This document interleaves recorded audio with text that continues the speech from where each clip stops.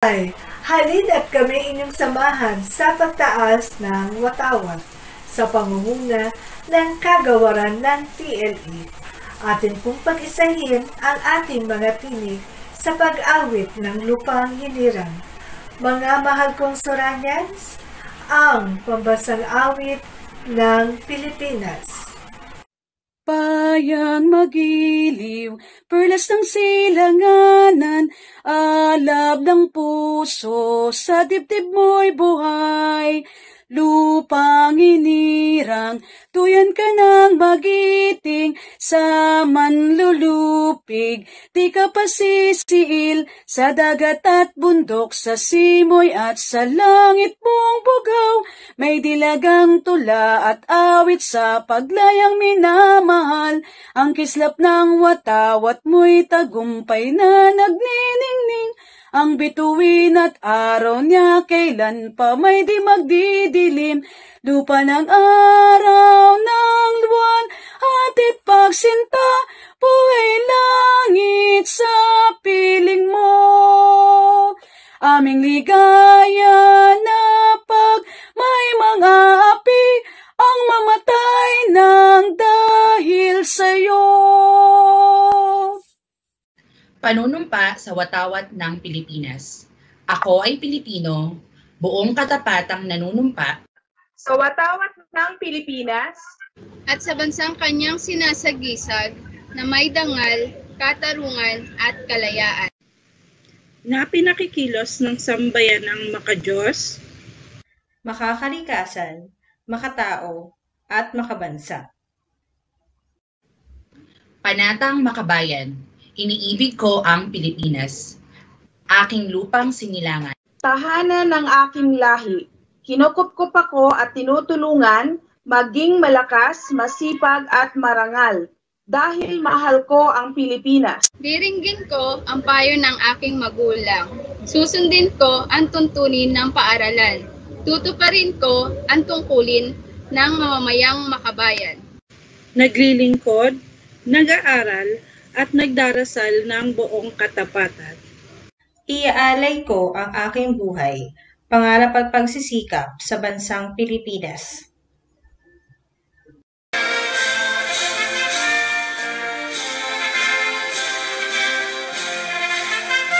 Bayang mahal nating lahat, tampok ng NCR. Pusod nitong ating bansa, dulot kaunlaran. Taas noong iwagayway ang bandila ng NCR. Karunungan at katarungan sa bansa ay itanghal. Mga lungsod ng NCR, sa puso ko'y dangal. Ang adikain sulungta, ang tanging NCR. NCR, NCR, dangal nitong bayan. NCR, NCR, dangal itong bayan. Mga lungsod ng NCR, sa puso ko'y dangal. Ang adikain sulungta, ang tanging NCR. NCR, NCR, dangal nitong bayan. NCR, NCR, dangal nitong bayan.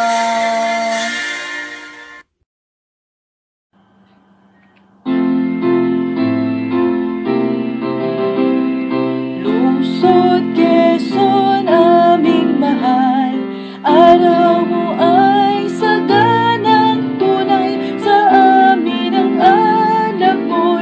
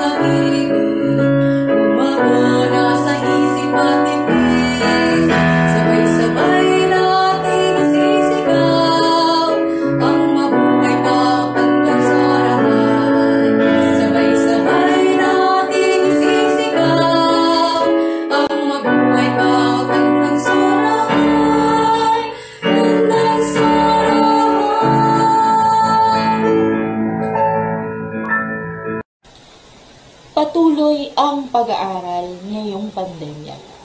Narito ang mga larawan na nagpangiti sa atin ngayong panahon ng pandemya. Happy Yarn! Savage! Slay! Wow! Sana oil! Pero hindi tayo mapapasana oil. Kasi hindi tayo pinabayaan ng ating gobyerno at ng kagawaran ng edukasyon.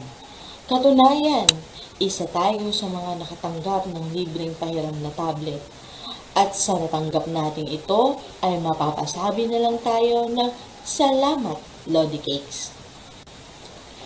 At para sa bawat petmalong pamumuno at pamumuna ng ating punong guro at mga puno ng bawat departamento, kayo ang mga Lodi ng taon. Sa loob lamang ng 6 na buwan, nabago ng COVID-19 ang buong mundo. Binago nito kung paano tayo mamuhay araw-araw, kung paano tayo makitungo sa isa't isa, sa ating mga kaibigan, mga katrabaho, at sa ating mga pamilya. Mga magulang at mga guro, kunin natin ang pagkakataon na ito para patuloy na magsilbing gabay sa ating mga anak at mag-aaral. Kunin natin ang pagkakataon na ito para linangin hindi lamang ang kanilang kakayahan matuto, kundi maging ang ating mga sarili. Narito ang ilang mga paraan kung papaano natin mapagtatagumpayan ang mga layunin ito. Ay gawing prioridad ang seguridad, kalusugan ng guro at ng mga estudyante. Siguraduhin may access sa karampatang resources at impormasyon ang mga guro, magulang, estudyante upang masunod nila ng tama ang standard health protocols at mas maalagaan nila ang kanilang sarili. Kaya, siguruhin na gawing kaugalian na alagaan ang sarili sa pamamagitan ng paghinga ng malalim, pagme-meditate, praying, exercise, pagtangkilik sa kalikasan, pakikinig sa mga musika, at iba pa. Ang pag-alam ng karagdagang impormasyon tungkol sa COVID-19 ay ang unang paraan para mabawasan ang ating takot at pangamba. Kapag naintindihang mabuti ng mga mag-aaral kung paano natatransmit ang virus, mas maunawaan nila ang kahalagahan ng paghuhugas ng kamay at physical distancing. Mas lalo rin silang magiging maingat at listo sa pagsunod sa mga panukalang ito. Mas mararamdaman nila na mayroon silang malaking papel na ginagampanan sa pagsiguro na ligtas ang kanilang pamilya at ang kanilang komunidad. I-empower ang pamilya. Kapag kabahagi ang mga magulang sa pag-aaral ng kanilang mga anak, nagdudulot ito ng positibong resulta. Maganda na matulungan ng mga magulang at guro sa paghahanap ng pinakamainam na paraan sa pagtuturo sa mga bata.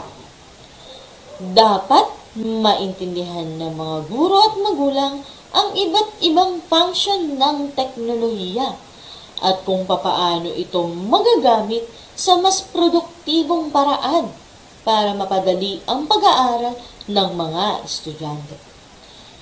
Hindi dapat maging balakid ang online learning upang patuloy na siguruhin ang pag-aaral sa lokal na konteksto ng komunidad sa pagpili ng learning process na gagamitin. Ayaw natin makaramdam ang kahit na sino na napag-iiwanan sila sa pag-aaral habang nagpapatuloy ang iba. Patuloy na binabago ng teknolohiya ang ating mundo. Makikita natin ito sa araw-araw na pamumuhay, sa ating pagkikilos, sa ating pag-uugali, at sa pakikitungo sa ating kapwa. Napakahalagang instrumento ng teknolohiya sa pag-aaral ng ating mga anak, lalo na sa panahon ngayon. Nabago man ng pandemya ang ating mga buhay, mas pinatatag at mas pinalakas naman tayo ng mga dala nitong pagsubok. Sa ating pagbabayanihan, sama-sama tayong lilingon balang araw at sasabihin na nalagpasan natin ang pandemyang ito at ginamit ang pagkakataong ito upang magtulong-tulong at matuto. Damhin natin ang presensya ng ating Panginoon. Ama naming makapangyarihan sa lahat, ang oras na ito ay aming inihahandog sa iyo upang purihin ka namin sa iyong kadakilaan. Lubos po kaming nagpapasalamat sa lahat ng pagpapala na ipinagkakaloob mo sa amin sa araw-araw. Maraming salamat po sapagkat sa gitna ng pandemya ay nananatili po kaming ligtas at may malusog na pangangatawan upang maipagpatuloy ang pag-aaral ng mga mag-aaral. Sa pag-umpisa po ng araw na ito, gabayan mo po kami at bigyan ng sapat na lakas ng loob upang malampasan ang mga pagsubok na aming kakaharapin. Gabayan mo po ang aming mga mag-aaral sa kanilang pag-aaral sa kabila ng kinakaharap naming pandemya. Bigyan mo po sila ng dagdag kaalaman, katalinuhan sa wastong pagpapasya at pangunawa upang lubos nilang maunawaan ang kanilang mga aralin sa gitna ng isang mapaghamong sistema ng edukasyon ngayon. Patnubayan mo din po ang kanilang mga magulang na siyang nagsisilbing tanglaw sa aming mga mag-aaral at tumutulong sa amin sa paggabay sa kanilang pagkatuto. Pagpalain mo din po ang aming mapagkalingang punong guro na mahal naming lahat na si Dr. Arliana A. Arboleda, mga mahuhusay na puno ng kagawaran at masisigasig ng mga guro ng Tandang Sora National High School. Naway magkaroon po kami ng lakas at talino upang magampanan pa namin ng buong husay ang aming mga tungkulin at upang maisakatuparan namin ang aming hangaring matuto ang aming mga mag-aaral. Ingatan mo po kami kasama ng aming mga pamilya sa lahat ng sakuna upang patuloy po kaming makatulong sa paghubog ng mga kabataan. Ang lahat ng ito ay ang aming samot dalangin sa ngalan ng inyong bugtong na anak na si Jesus. Amen. The DepEd Vision. We dream of Filipinos who passionately love their country and whose values and competencies enable them to realize their full potential and contribute meaningfully to building the nation. As a learner-centered public institution, the Department of Education continuously improves itself to better serve its stakeholders. The DepEd mission to protect and promote the right of every Filipino to quality, equitable, culture-based, and complete basic education where students learn in a child-friendly, gender-sensitive, safe, and motivating environment. Teachers facilitate learning and constantly nurture every learner.